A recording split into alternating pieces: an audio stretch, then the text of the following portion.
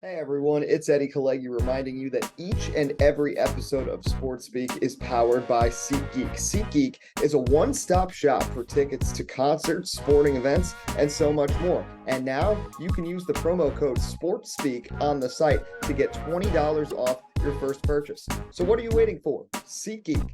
Let there be live. And now on to the show. Welcome back to Sports Speak Live. It's episode 157, powered by SeatGeek. Promo code SportsSpeak, all caps, one word, $20 off your first purchase. I'm Eddie Kalegi. It's been a while. Last episode we did was our first Ball Nowhere Showdown trivia show. Congrats to Alec and Adam on winning that. There will definitely be more of that in the future. It's been a busy last few weeks for me and Tim, but we're back and we're going to have a few episodes coming along the way. Later this week, me, Tim, and Zoe are going to be chatting about Major League Baseball free agency, Shohei Ohtani signing with the Dodgers, the NBA in-season tournament. But this episode's a football focus. We're going to be joined by Ethan Hoffman to talk a little college football, but we'll start with the NFL first. And week 14's in the books. And my Philadelphia Eagles have now dropped back-to-back games. They sit at 10-3. They just lost to the Cowboys. Every year in Jerry World, that one game is like the bane of my existence. But I'm not that frustrated at this point. They still had this crazy 5-game stretch and managed to go 3-2. And now these next 4 games, you got Seattle, the Giants twice, and Arizona. And Seattle didn't have Geno Smith last time, and Kenneth Walker's been banged up. So I think the Eagles have a chance to kind of get right and figure things out before the playoffs. All hope is not lost, but last 2 games pretty deflating. Those 3 fumbles last night, all costly, and it was all from big players, Hurts, Brown, and Smitty. But the Cowboys finding a way, and they're in a good spot right now. They are 10-3. Hoffman, is this the year the Cowboys finally break the curse and make it to a conference championship? They might be legit.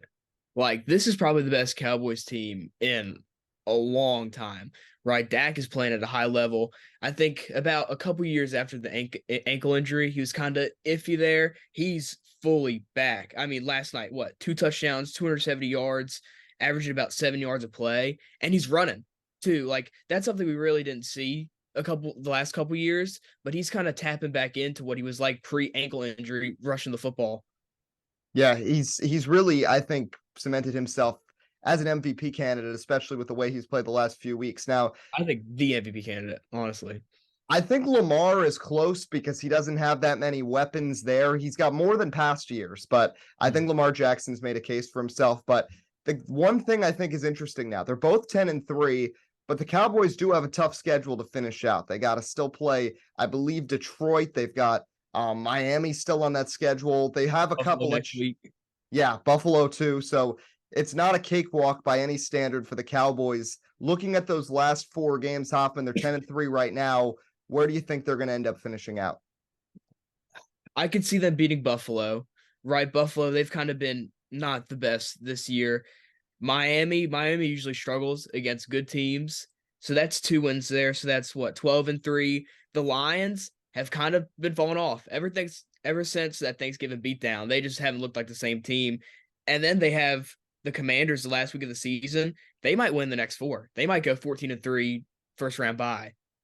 Yeah, they definitely have a chance. And the crazy thing too, if the Cowboys win out, there's still a chance they end up with the 5 seed, even though they just beat the Eagles, because the Eagles could finish out with a better divisional record if they win out, and their schedule is more manageable than the Cowboys. And Dallas could seriously end up being a 14-3 5 seed and probably end up playing on the road against an 8-9 NFC South champion, because it seems like nobody wants to win that division. But the Cowboys are definitely got to give credit where credit is due. Dak Prescott's playing at an elite level right now, as is that defense. CeeDee Lamb's having a great year. Tony Pollard as the number 1 back has worked just fine, and they've gotten compliments from Dowdle and Deuce Vaughn, and all in all, Dallas is in a great spot. Now, let's talk about the other big game from yesterday. Kansas City and Buffalo, and Patrick Mahomes has a diva moment at the end of that game. And the worst thing is that video where he's talking to Josh Allen post-game, and he's still complaining about it, and then he's complaining to nobody. Butt hurt. Yes. Like, you don't see that out of pro athletes. That's something you see out of, like, fans. That's something that's like a Twitter comment. That's not something you expect your quarterback to be saying to his, someone he's playing against. It's crazy. It's ridiculous. And, you've already got all the distractions with Travis Kelce and Taylor Swift going on. And then now you got this. And does he not realize how many games the refs have kind of gifted or favored him in the last year? This season, that game against the Jets, they should have lost Yeah, multiple times. just not even this season, the Super Bowl. Mm-hmm. Like he's saying you can't be calling ticky-tack calls that late into the game. Well, that just negates the whole Super Bowl last year because the whole deal that they won that game because of a ticky-tacky call at the very end. Yep. The James Bradbury flag, and then the Jets, the whole defensive holding when they picked off Mahomes at the end of that game. I know things have not gone his way when it's come to the officiating the last 2 weeks. Last week, the Packers game, the officials just were bad on both sides. There were ridiculous calls in that game. But Kadarius Toney was very clearly offsides. Yeah. And I don't care how cool that play was, he's offsides. And I mean, you can't have a receiver lining up that forward in that series of situation. And it's crazy to think Kansas City, I think they're 8-5 right now. If it wasn't for Kadarius Toney and Marquez Valdes-Scantling, they'd probably be 11-2. There are there are 3 games that have been settled by one play, and they could easily be 11-2 right now. They just can't. They can't make a play. They refuse to. Mm-hmm.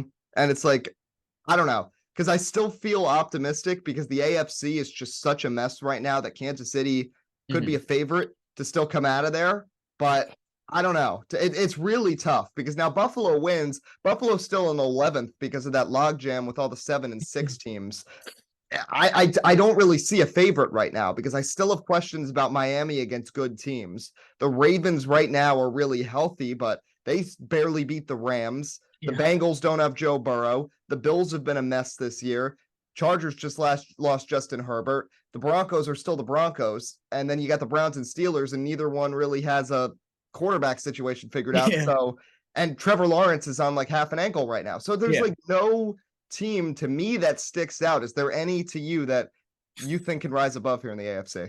I don't know, because you look Baltimore, they don't win convincingly. Like the only way they win, they have to win by something crazy happening, like the punt return yesterday. They just refuse to win convincingly. Miami can't beat a good team, and then Kansas City, then nobody can catch the ball. Like maybe Jacksonville, because Lawrence didn't look that banged up, but he looked bad. I mean, those interceptions were rough. I mean, each one was what, a massive overthrow by about 10 yards to the corner. Mm-hmm. Like, I don't know. Honestly, I would say Houston if it wasn't for Tank Dell and Nico Collins getting banged up in the last 2 weeks. I don't think anybody is. I think all these teams are either not bad, but not to the quality of the NFC looks right now. And that's the crazy thing too, because going into this year, everybody thought the NFC was going to be the bad conference, right? Because the AFC had all these elite quarterbacks. Well, half of them have gotten hurt. There are other ones that are just not playing at a high level. Then you got Mahomes, who doesn't have any receivers. So it's like the NFC only has 4 really good teams, but they're more top heavy than the AFC. Those 4 are better than the 4 best AFC teams, I think, by a lot right now. So I still think Kansas City and Baltimore are probably the 2 favorites to me in the AFC, unless Miami can put things together. That offense could be dangerous in the playoffs, but it's going to be really interesting to see over the next 4 weeks.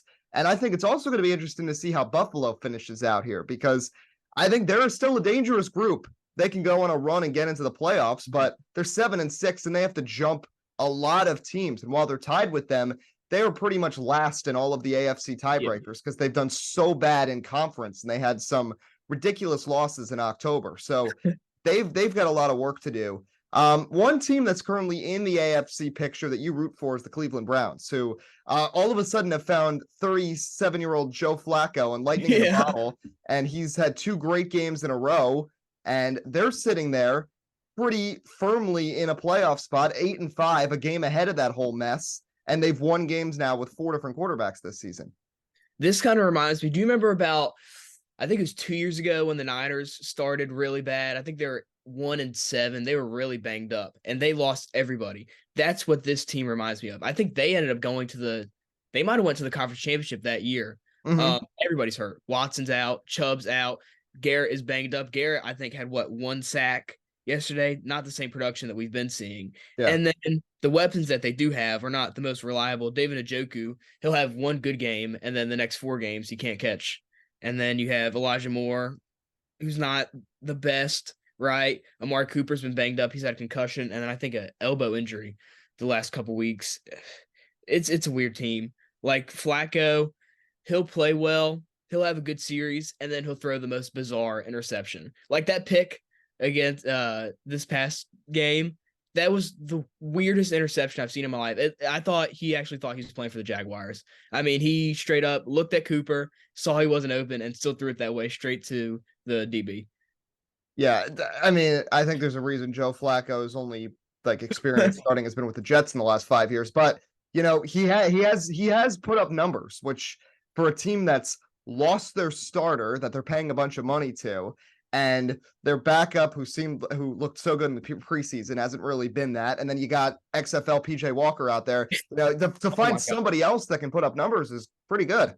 Yeah, PJ Walker, dude, like he's bad. He's not good. I was so excited because I was like, I'm rooting for him in the XFL. He's bad. He plays like he doesn't have a left eye. I mean, only throws to the right side, pressure on the left side, constantly getting sacked. He's rough. Yeah. The quality of quarterback play this year, besides the elite ones, has been rough for several teams. Bad. Particularly in the NFC, but there's a few in the AFC that jump off the table too. But college football is where you can kind of look because there are a lot of quarterbacks there that are going to be on the move to the NFL. Before we get to that, let's just talk about this CFP situation for a second because we actually haven't done an episode since then. Now, again, I think a lot of this is going to be resolved with the 12-team playoff format. I think it would be fine with 8, but I can live with 12. Any other NCAA sport, you got multiple rounds of playoffs. You're not trying to get down to 4 teams. And to the people that are saying, oh, well, this just means everybody's going to be arguing about who's the 12th best team. Well, not necessarily. That's not as big of a deal because the 12th best team is not going to win the national championship. So there's not going to be as much drama with, kicking out the number 14 team and having the number 13 team or the 12 team in. But besides having to decide between the SEC champion and an undefeated Florida State team. That's got a little more controversy with it. So I've always thought college football's always had a bad format. Like back when they just used to just determine one bowl game as the national championship, just have the rankings decide it. Or, you got the BCS, which is just the top 2 teams. Then you try to extend it to 4, but there's always controversy. And this year, icing on the cake, of course, in the last season, the 4-team playoff. And I understand from a viewership perspective because Florida State without Jordan Travis is not a top 4 team. They have not played to that level, but they still won 13 games. They were unbeaten, and you supposedly have these Power 5 conferences. You're already blowing up a conference in the Pac-12. If a 13-0 team that wins the ACC can't make the college football playoff, you're essentially killing that conference. There are many teams, I think, in that situation that see that and want to get as far away from the ACC as possible because it's clearly not treated with any respect, regardless of who the quarterback is. It's so crazy. I don't understand how they could leave out an undefeated team. Never, ever, ever have they done that. It really does not make sense to me. Whether they are a backup quarterback, that doesn't mean the rest of the team is bad. They're not on their second string team, right? Keon Coleman is still out there. Johnny Wilson is there. Trey Benson is still playing running back. They're not losing their entire team. It's not like a coach left, right? If that happened to me, if that was Tech, if that was Virginia Tech getting left out, I don't know what I would do. I think Florida State fans handling it pretty well compared to what I would have done. If it was 13-0 Tech and Kyron Drones gets hurt and they throw Grant Wells out there and they get left out of the playoffs, I don't even know what I would do. I would lose it. And then the thing that's even more ridiculous, because the CFP, their committee, are the same ones that have the whole, they make the decision about who's in the New Year's Six. And there's the one group of 5 team gets in. And then they picked Liberty over SMU because they said, hey, they were the undefeated team, even though they had the worst strength of schedule in FBS. Well, which side are you taking it? That you're using this criteria in opposite ways for your 2 major decisions. So it's out of control. And I mean, I think the 12-team format's going to help, but some of the decisions it's so unclear and they go so back and forth on multiple different things. And a lot of it's all for TV ratings too, because they're all spooked after they put in Cincinnati a couple years ago and they get blasted. They finally gave a team a shot after UCF got kept out multiple times when they were undefeated. But they put Cincinnati in and they lose immediately. And then they have the national championship last year and TCU gives up 65 points. So now they're so afraid. And they see a year in college football where it seems like there's 7 or 8 teams who are legitimate title contenders. And I don't think any single one sticks out above the others. And they want to maximize those games as much as possible. So even though a team goes undefeated and has a top 4 resume and a top 4 season, they don't make it in because their quarterback gets hurt. And again, the first time this playoff ever happened, there was a similar situation. The Buckeyes were down to Cardale Jones and they put them in as the 4 seed. And what happened? They went through and they won the national championship. So it's like, this has only been around for 10 years and there's been so much hypocrisy. So I do feel bad for Florida State fans. And I agree with you. I think they've handled it pretty well. I think there's certain other fan bases. If Michigan or Ohio State was in this situation, or if Bama was in this situation, or even Texas, I think this would have gone a different way. So it's ridiculous, but I really wonder what's going to happen if FSU is going to try to get out of the ACC. It sounds like they are. It sounds like they're kind of creating that. Over the summer, they had, I think it was 8 teams. I think it was Miami, FSU, Clemson, UNC, VT, UVA, NC State, and there's maybe Boston College, maybe BC. They're all trying to make it 8 to break up the guaranteed of rights agreement, but that I guess never happened. We haven't heard of that since I think July. So, but now I guess they said that Clemson and FSU are headed to the Big Ten. That's the rumor right now.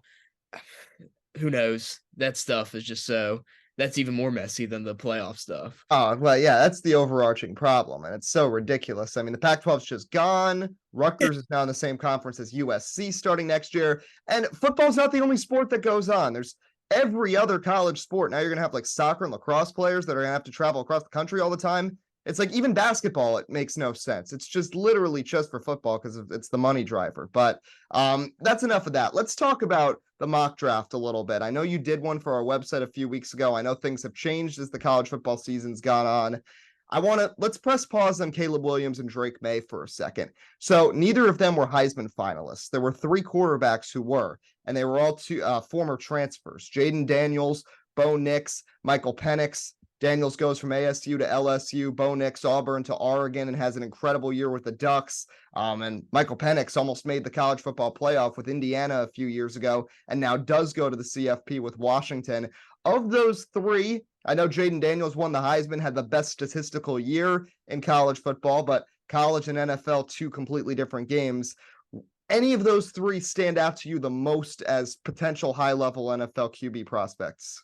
I could see Daniels being a solid starter. Penix too, maybe. Like Penix, when you watch him, he kind of plays like rookie Josh Allen. He throws all over the place. And a lot of times they're good throws, but then there's a good 30% in there where they are the worst duck you've seen in your life. I think Penix could be good with the right coaching. Bo Nix, that dude, he's going to be a 3rd string like practice squad player. He's like 28 years old. I don't see anybody having high value for him. I could see maybe a start here and there, maybe a good backup, never like a big time, like full-time starter, leading teams to the playoffs, Super Bowl run, none of that.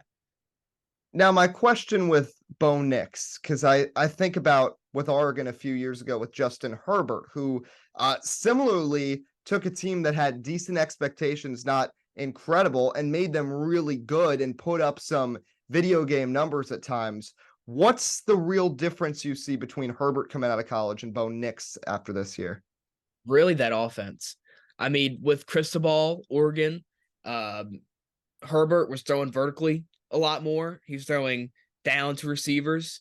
Bo Nix, kind of a check down merchant, right? Like the way Dan Lanning has kind of put this Oregon offense together has been easy checkdowns to fast guys, screen passes. Bo Nix has never really had to go downfield, and when he did at Auburn, he was bad.